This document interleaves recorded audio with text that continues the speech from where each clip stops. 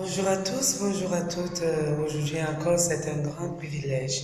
C'est un honneur pour moi de vous faire cette vidéo. Je suis très contente de continuer avec vous l'enseignement que j'ai commencé sur le thème intitulé Vaincre les ennemis du mariage. Nous avons dit au départ que la femme sage bâtit sa maison et la femme insensée la renverse de ses mains. Alors je crois et j'ai la conviction que je m'adresse à des femmes sages ce matin et que le Seigneur vous bénisse toutes autant que vous êtes femmes parce que vous avez du prix aux yeux de l'Éternel. Et dans Proverbe chapitre 24, verset 3, la Bible nous dit qu'une maison s'élève par la sagesse et c'est par l'intelligence qu'elle s'affermit. Depuis le début de la semaine, nous avons vu une série d'ennemis du mariage. Aujourd'hui, je vais vous parler d'un autre ennemi. Avant cela, je vais recadrer les choses. Nous avons pris le mariage comme une maison spirituelle. De la même manière qu'une maison physique a besoin de matériaux pour être solide, la sagesse est le matériel dont nous avons besoin dans le mariage pour qu'il tienne. Et nous allons voir un autre ennemi du mariage ce matin et cet ennemi est intitulé le feu. Le feu pourquoi? Parce que lorsque il y a un incendie sur une maison, cette maison automatiquement va être détruite. Et dans le cadre spirituel, sur le plan du mariage, le feu représente la colère, les disputes, l'infidélité.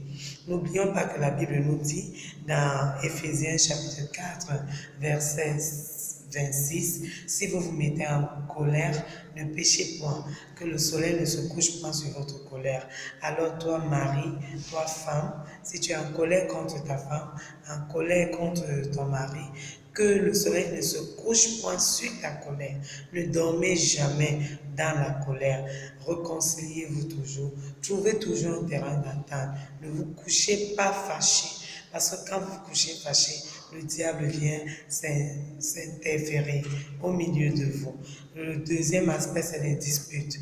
La Bible dit mieux vaut une maison où il n'y a pas de nourriture qu'une maison qui a de la viande et pleine de querelles. Une maison où on mange du pain avec la paix qu'une maison pleine de querelles avec de la viande. Parce que les hommes, mes sœurs, ne supportent pas les femmes querelleuses. Une femme querelleuse est comme la carie dans nos dents. Les hommes ne supportent pas les femmes querelleuses.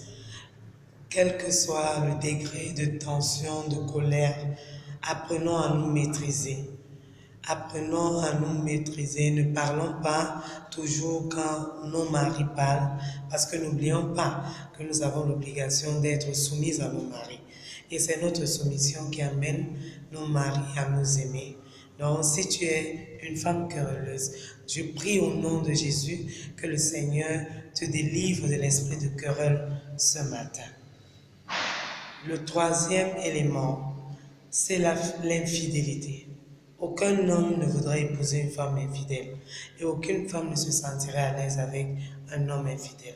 Lorsque l'infidélité entre dans le couple, ça c'est la porte qu'on ouvre à l'ennemi, c'est la porte qu'on ouvre au diable et ça engendre souvent beaucoup de conséquences dans le foyer, conséquences sur la vie du couple, conséquences sur les finances du couple, conséquences sur la vie des enfants. L'infidélité n'est pas une bonne chose. Lorsque tu es infidèle à ton mari ou à ta femme, c'est une autre alliance que tu tisses. Et cette alliance, tu ne connais pas les conséquences dans le futur. Alors, je vous invite à utiliser l'extincteur, qui est la prière. Dans toutes les maisons, vous allez trouver les extincteurs pour contrecarrer les incendies. Alors, si tu regardes cette vidéo et dans ton foyer, il y a un incendie, prends l'extincteur par excellence, qui est la prière, pour éteindre ce feu. Tenez-vous la main dans la main, prenez cet extincteur, éteignez ce feu dans votre mariage et vous verrez que la paix va continuer à régner, votre mariage va perdurer et vous allez vieillir tous ensemble.